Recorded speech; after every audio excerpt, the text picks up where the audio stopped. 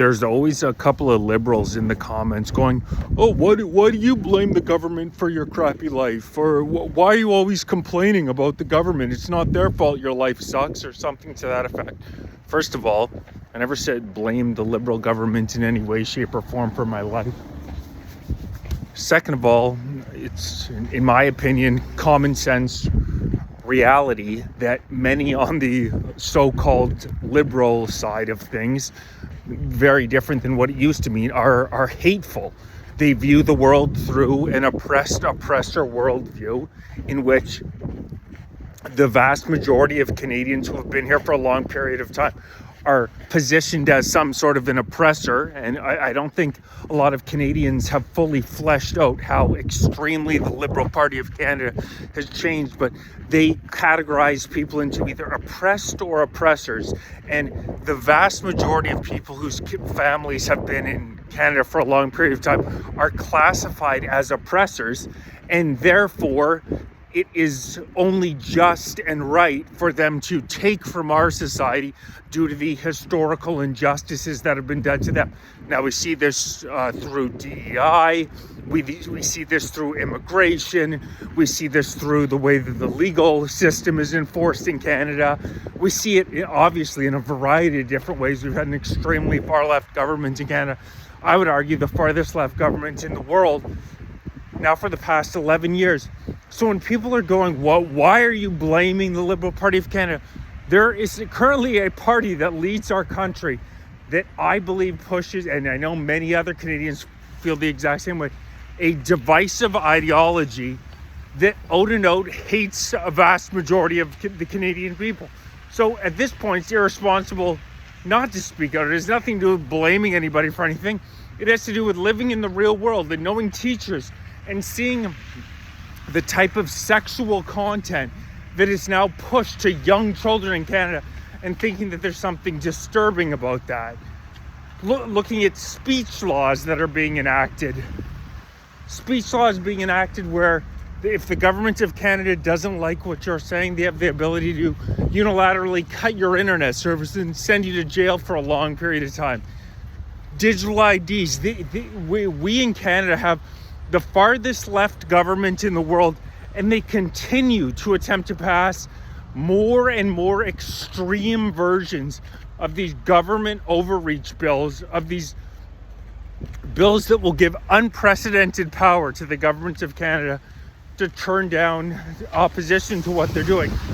And it's so ironic that today's Liberal Party of Canada claims that they're the ones who are looking out for the oppressed people.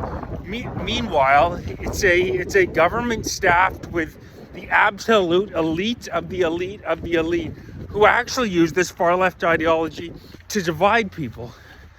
Canada was founded and based on the idea of a meritocratic society where you're rewarded and every person is judged based on their own individual output. Modern day woke ideology is the exact polar opposite of that. Modern day woke ideology says it's your skin color, your gender, all these inalterable facts about you that you cannot change. Those make up who you are. It's all about what members of groups you belong to. It's nothing about the individual. It's all about what group you belong to.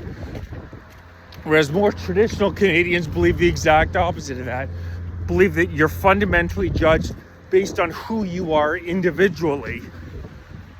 Who you are individually rather than as a group. And we all know the worst atrocities, don't let them fool you. The worst atrocities have been pulled off by the far left, whether it be Stalin, Lenin in the USSR, Mao in China, Pol Pot. The worst mass murderers have been far left communists, because it's fundamentally a mode of thought that classifies people into different categories. Says these are the oppressed people, these are the oppressor people. So you can't really do anything bad to an oppressed people. And we see that in our legal system all the time. People let off the hook committing heinous crimes because they're from a quote-unquote historically oppressed group. Meanwhile, we see people being jailed because they share the incorrect political opinion. They say words that liberals don't like. Words like they don't believe a man can become a woman and a woman can become a man. They are jailed. It's an upside down worldview, and we know that wokeness, today's edition of far left wokeness, is going to wind up in the dustbin of history. There's no doubt about that. You already look at the number of so-called trans kids in Canada is down 600% in the last year alone. It's clear looking at the data. This is nothing against anybody.